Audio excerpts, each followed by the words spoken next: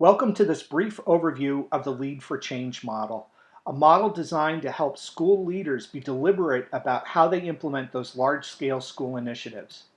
Hi, I'm Dr. Mike Muir. I'm the Multiple Pathways Leader for the Auburn School Department in Auburn, Maine. I'm also the Director of the Maine Center for Meaningful Engaged Learning. This is the Lead4Change model.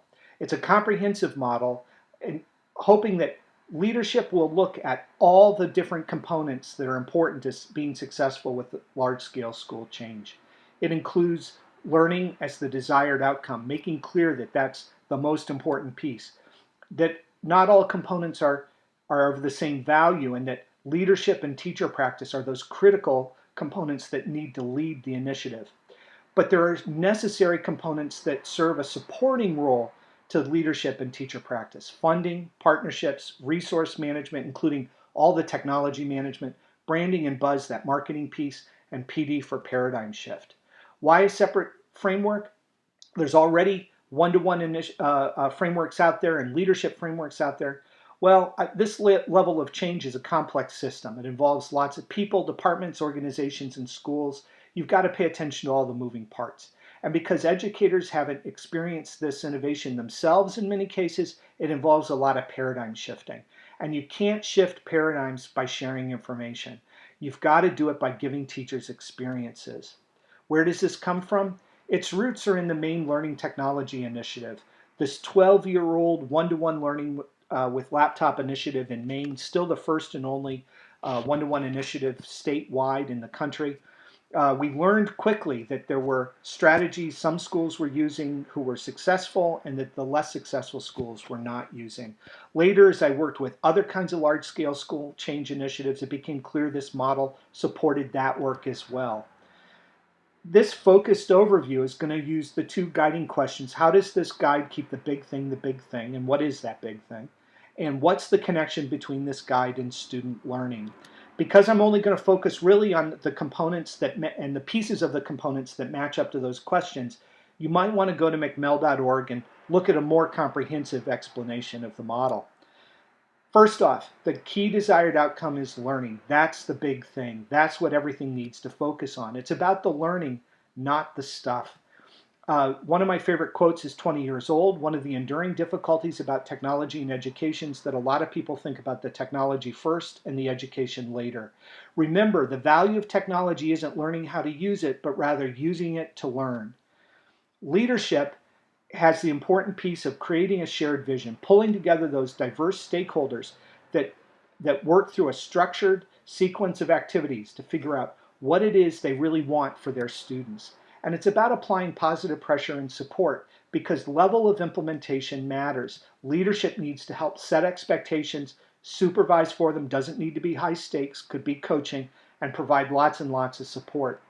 Teacher practice is all about focusing on learning. It's about student engagement and how you can use the technology for that engagement.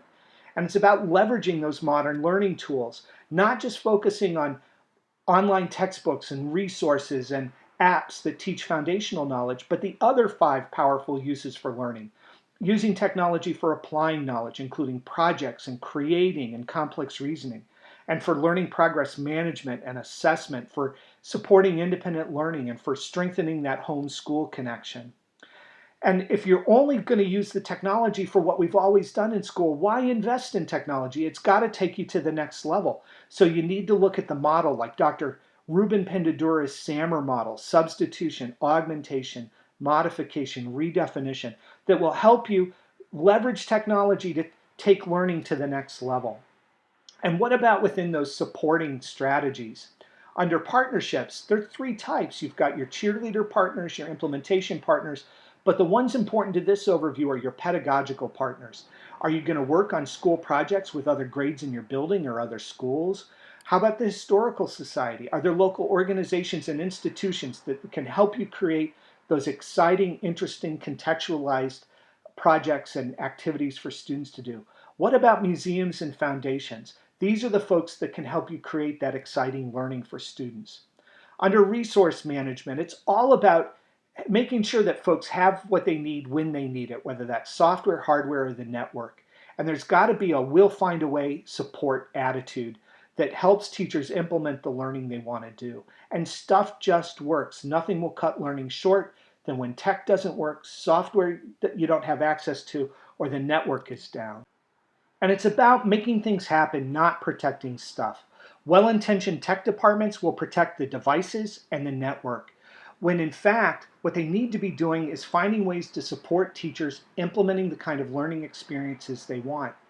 Because in our experience, breakage is about teacher practice and leadership. It has almost nothing to do with the technology, that it has everything to do with school culture, how teachers are using the technology with students, how engaged students are by the learning they're doing with technology, how leadership has helped set that stage with the expectations and policies and procedures.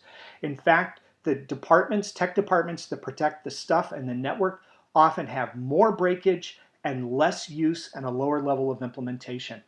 You've got to focus on this teacher use and student engagement.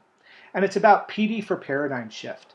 Because teachers have never experienced this before, we have to provide them with new experiences. Site visits to model classrooms, videos of those classrooms, or reading stories about model classrooms. Not informational articles. Information doesn't help shift paradigms. Stories and experiences do. And one way to give teachers those experiences are with classroom tryouts. They need an opportunity to play, debrief, and replay with lots of reflection and dialogue with others. So this is a comprehensive approach where we've got to make sure that we're implementing leadership, teacher practice, funding, partnerships, resource management, branding and buzz, and PD for paradigm shift. And if you want to put this into action, the place to start is mcmill.org. Find all the resources, learn more about this initiative, and then put together a design team, a diverse group of stakeholders, parents, community members, teachers, students, administrators, to roll up their sleeves and help make this initiative happen. Become familiar with the Lead4Change model, each component and all of its subcomponents, and use the planning forms to help figure out how you want to do this work and where you're going to start.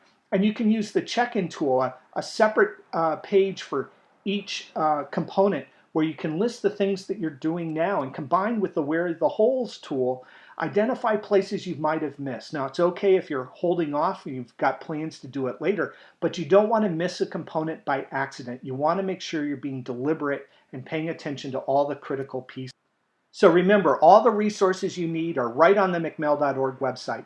Click on that leadership tab to get started. Sure, there's support materials under technology, motivation, and customized learning, but start with leadership.